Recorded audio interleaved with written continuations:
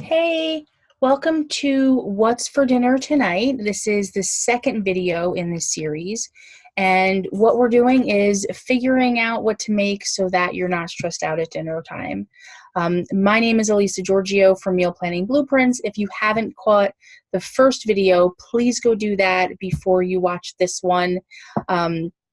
If you've already seen that one, then great, let's get into this one. So this video, we are going into where to find new ideas for our meal plan. So the first video, we went into kind of how to structure it and how to narrow down our options. And this is where to find some new ideas so that we're not eating the same thing over and over again, because that is the number one complaint I hear from clients, friends. It was my number one complaint for a while. So before we get into that, though, I did want to tell you, and I'll tell you more about it later, but I did want to quickly tell you that if meal planning is just not your thing and you hate meal planning, you hate the idea of it, you really can't be bothered, I do have a membership library with meal plans already in it, and they're set up in this format that I'm teaching you, with the theme nights and the leftover nights and the easy meals, the master grocery list, and they're already done for an entire month. So hold on to your seats for that, because I'll get into more information in actually the last video. So you'll get more info on that. But today we're doing where to find new ideas. So there are a few places, and I'm going to tell you about my favorites, show you a few of my favorites. The first place to find new ideas is cookbooks. So some might say cookbooks are a dying breed, but I don't believe it. I love looking through cookbooks, just like reading a good blog post. I like learning about the cookbook author and what they've done, but also, do they have recipes that I can use over and over and over again that become family favorites? So I'm going to show you 4 of my favorite cookbooks so that you can go get them. And the links for these are below if you want to grab them from Amazon. But these are the ones that I refer to over and over and over again. So the first one is Rachael Ray's Look and Cook. So this one, the reason I love it so much, and I'll show you, is there's pictures for every step of the way down at the bottom. Now, I'm an experienced cook. I love to cook. So I don't necessarily need the step-by-step pictures, but just to tell you, oops, that's not one. These are not just beginner recipes, but this cookbook is really good for beginner cooks, people who don't know how to cook, people who want to learn how to cook.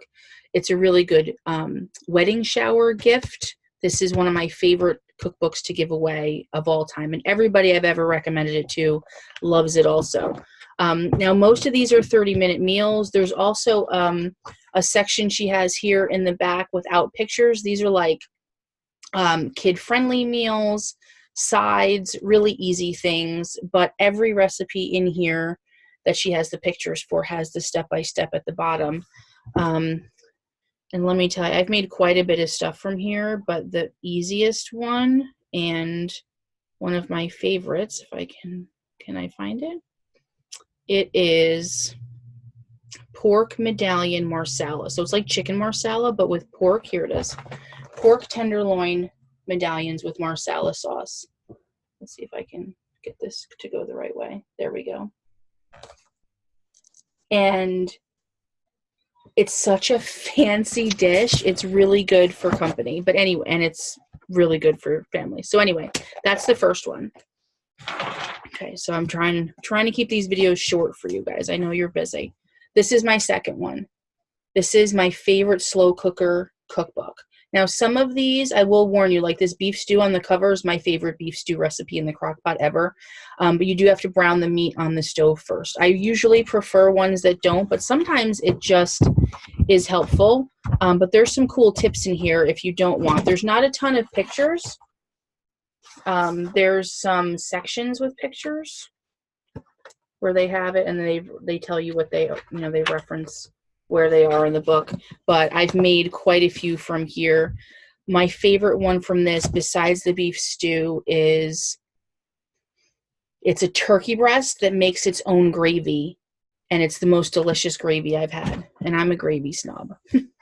Okay. My third favorite is this Martha Stewart Everyday Food. I don't know if you guys remember, a long time ago, she did these like little half-size magazines, and they weren't advertisements, they were just recipes. And then she made a cookbook. She compiled them all together and made a cookbook, and then I think she made 2 or 3 more after this. This is the first one though, and this is my favorite. I tend to like the first ones that people put out. So super easy. Oops. Picture with every recipe. That's dessert. We don't want to look at that. Stuffed artichokes I made in here are like one of my go-to recipes. There's just a lot. And she tells you up here, prep time 20 minutes. So you can quickly find something. It's organized well. I think that makes a big deal. And I like pictures, even though I know how to cook and I could look at something and be like, oh, okay, that would taste good. We would like that or something. I still enjoy pictures because, let's face it, we all eat with our eyes, right? And my fourth and final one is, I do like most of Giada's, but this is her first one. Again, first one's rule for me, and this is the one I like the most. She has a good handful of pictures. Let's see here. Here we go. She has a good handful of pictures. Not every recipe has a picture, but a lot of them do. And my favorite recipe from here would be the Parmesan risotto, and I've made it probably 100 times. And again, that's like a super simple dish that everybody raves about because they think it's fancy, and it's really not. Here's the recipe, basic risotto. There's no picture. Here's a picture of the mushroom risotto. And then she goes on to show you how to take the cooked risotto leftovers and make arancini di riso, sorry, which is like little fried rice balls with cheese in them. Oh my gosh, they're so good. But anyway, cookbooks are your first bet, and I would ask people for favorites if you don't have any or you don't know where to start, but I love those. Any of the food TV chefs are good, and then the Better Homes and Gardens versions of cookbooks are also really good. So that brings me to my second favorite place to find recipes, which would be magazines.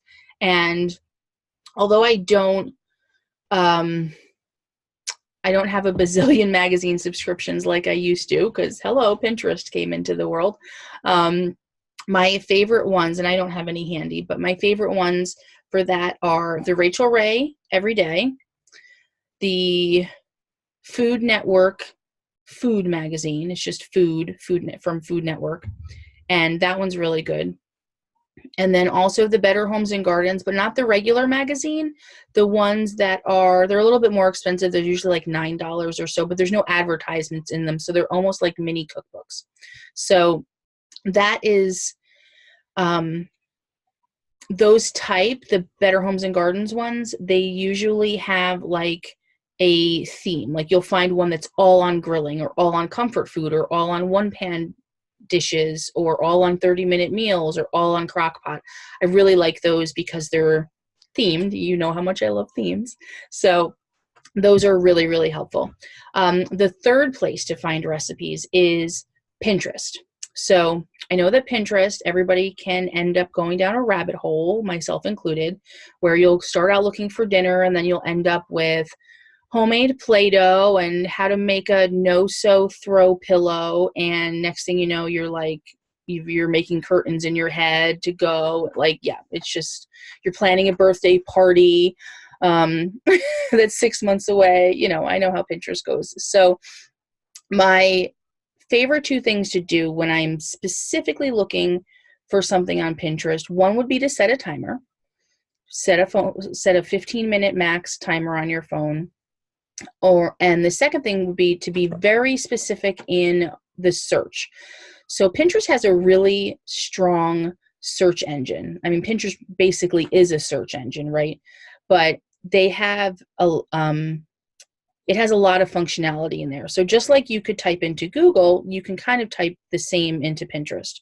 So I'll give you some examples. Instead of looking up chicken recipe, I would look up easy 30-minute chicken recipe, kid-friendly with pasta or something like that.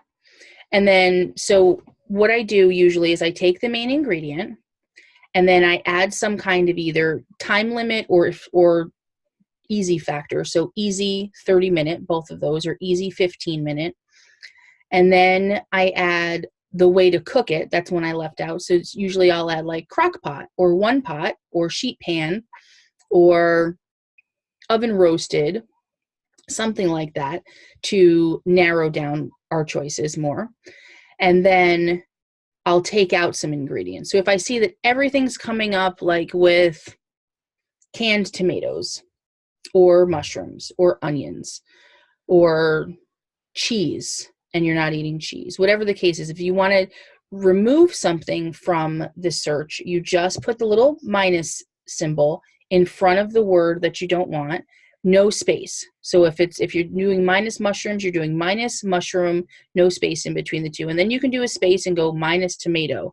And you can do a space and go minus onion. So you can keep doing that.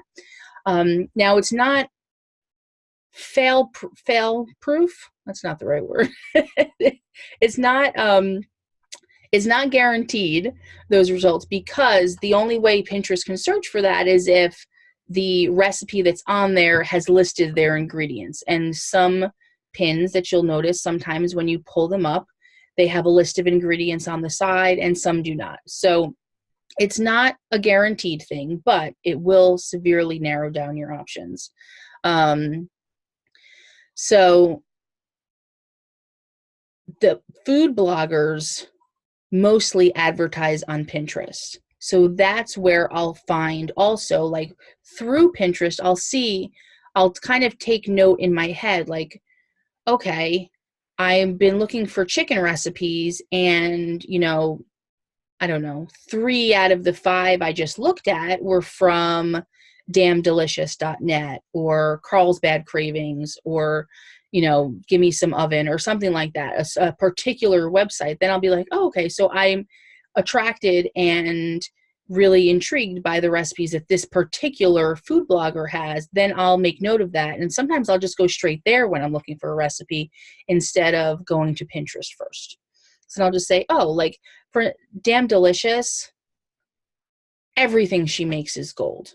So half the time I'm like, oh, you know what? I'm looking for beef with broccoli or Mexican taco pasta, which is one of my favorites from her. Whatever the case is, I'll be like, let me just go there first because I know that anything that she has on there is probably going to be delicious. So that's, again, also kind of going to the pick a cookbook from a cook that you like. It's the same thing when you go to pick a blogger, you know, repeats. And a lot of these bloggers, they have cookbooks now. I know that Chung from Damn Delicious has 2 cookbooks out. So you can also go that route. So that is, those are my 3 main: cookbooks, magazines, and Pinterest. My 4th one was bloggers, and also I put together a list of my favorite recipes for each theme night. So that's available and linked below. It's called Ultimate Theme Nights. There's 4 different versions. There's a regular one, there's freezer meals, there's a keto version, and then there's a fall and winter comfort food version. I'm going to work on a summer version next, since that's coming up soon. So those are available as well. The next video you're going to see, so video 3, and the last one is going to be the one thing that you need to put all this together to make it all easy. So again, I know that if you really hate to meal plan and you don't want to do this, just hang on till the end and I'll tell you all about the membership library. It's called the Pin Perfect Library Plus.